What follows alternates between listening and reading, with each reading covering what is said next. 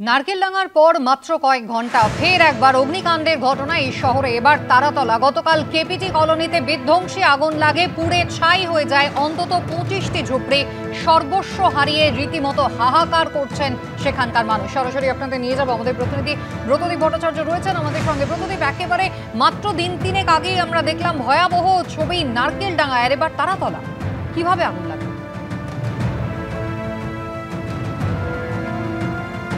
দেখো, গতকাল অর্থাৎ সোমবার সন্ধ্যে 7টা নাগাদ এই সিপিটি কলোনির একটি ঝুপড়িতে প্রথম আগুন লাগে এবং নিমেষের মধ্যে সেই আগুন কিন্তু প্রায় 20 থেকে 25টি ঝুপড়ি ঘর সেগুলোকে গ্রাস করে দেয় এবং প্রায় 2 ঘন্টায় কার্যত ধূলিসাৎ হয়ে যায় এই গোটা এই এলাকাটি।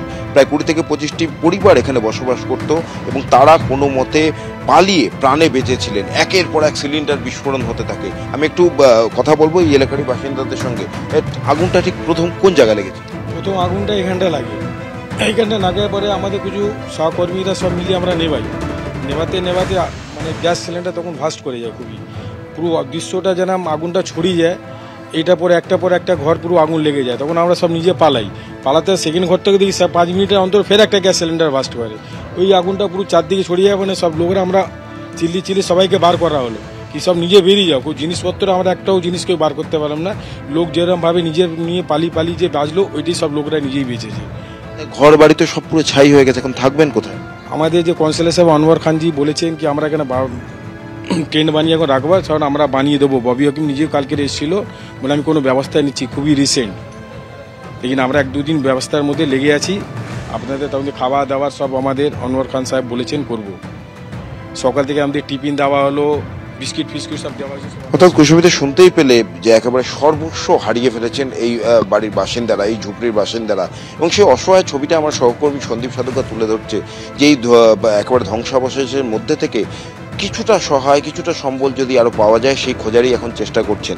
কিন্তু এখনো পর্যন্ত যে ছবি আমরা দেখেছি যে সর্বস্ব হারিয়েছেন। কেউ তার নিজের যে জমানো টাকা, অর্থাৎ বাড়ি বানানোর জন্য টাকা জমিয়ে রাখছিলেন, সেই টাকা পুরো ছাই হয়ে গেছে। কারোর মেয়ের বিয়ের জন্য অল্প অল্প করে গয়না রেখেছিলেন, সেগুলো কিন্তু এই আগুনের গ্রাসে চলে গিয়েছে।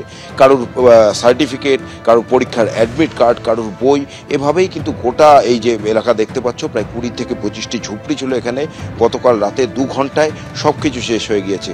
আপাতত তাদের জন্য একটি অস্থায়ী ব্যবস্থা করা হয়েছে, যেখানে টেন্ট করে তাদেরকে তাঁবু খাটিয়ে রাখার ব্যবস্থা হবে এবং তার পরবর্তীতে এই বাড়িগুলিকে আবার পুরনো জায়গায় ফিরিয়ে নিয়ে যাওয়া হবে, এমনটাই আশ্বাস পেয়েছেন এই এলাকার বাসিন্দারা।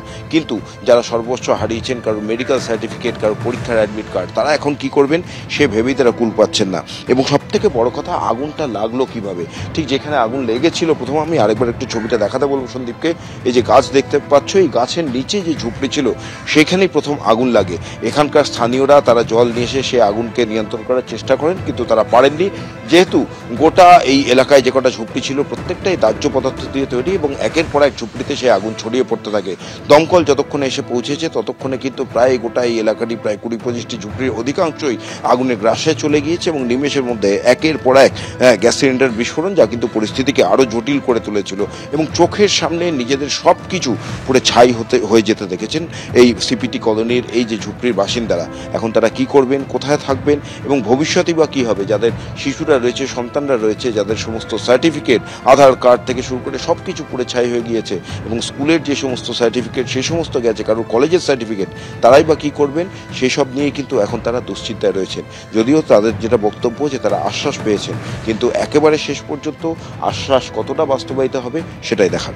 কুসুমিতা। ব্রতদীপ, ধন্যবাদ।